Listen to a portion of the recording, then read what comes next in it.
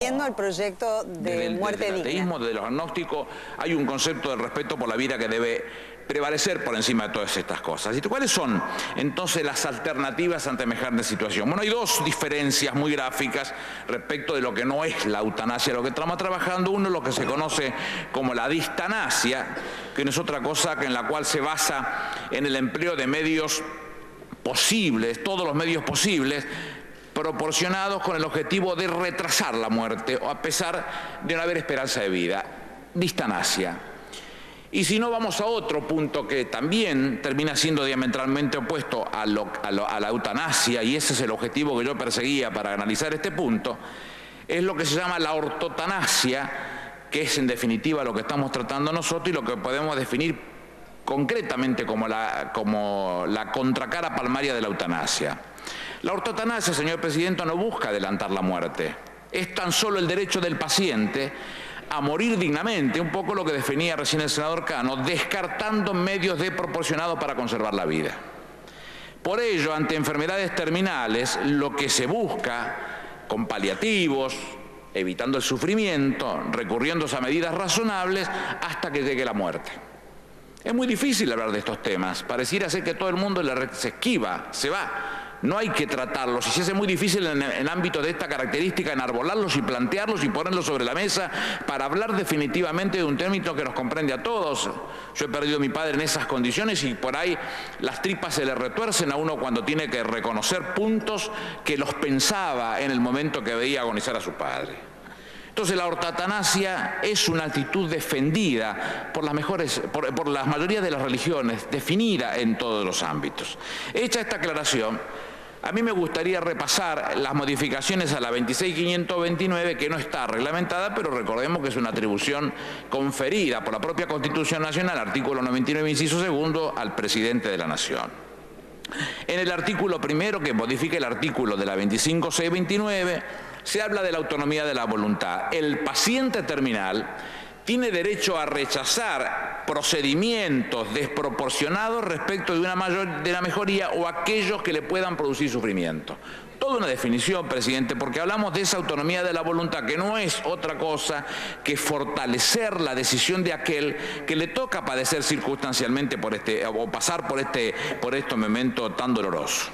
En su artículo segundo, modifica el artículo quinto de la ley, hablamos del consentimiento informado, se incorpora el derecho de que el paciente deba recibir la información profesional respecto de los derechos que le asisten en cuanto a la muerte digna. Es decir, no es solamente la situación particular por la cual le toca atravesar, sino que tiene derecho que aquellos que son los profesionales de la salud se sienten ante su persona y le hagan conocer cada uno de sus derechos para que sea él, estando en condiciones de poder hacerlo o eventualmente sus familiares, lo que tomen tal decisión. En el artículo tercero modifica el artículo sexto de la ley y habla de la obligatoriedad del consentimiento informado. Ante la incapacidad del paciente, hablamos cuando la situación ya sobrepasó esa posibilidad física e intelectual del propio paciente para comprender lo que está sucediendo una vez que se le explique y per se tomar decisiones trascendentales respecto de su propia vida, sean sus familiares los que tengan que hacerlo. Y toma como ejemplo, a mi juicio absolutamente acertado, el artículo 21 de la ley 24.193, que es el orden de prelación respecto de la donación de órganos. Y ese orden de prelación se respeta. El cónyuge o concubino con más de 3 años, los hijos mayores de 18 años, los padres, los hermanos mayores de 18 años, los nietos mayores de 18 años, los abuelos. En líneas generales es el orden que marca la 24.193 en cuanto a las condiciones para el trasplante. El artículo 4 modifica el artículo séptimo de la ley e incorpora la necesidad de que, habiendo sido el paciente preparado y enseñado en términos de los conocimientos de sus derechos para que pueda tomar decisiones respecto de su propia vida, desgraciadamente su corta vida, porque es una enfermedad terminal y con conclusiones más que conocidas al respecto, una vez conocida y aceptada tal decisión, se tenga que dejar por escrito, de forma tal que en él, tanto en este caso la persona propia o su familiar cuando tenga que tomar la decisión, más los médicos intervinientes dejen constancia por escrito de que fue instruido para conocer lo que podía llegar a suceder respecto de cada una de las acciones y que una vez que lo haya conocido haya decidido adoptarlas o no.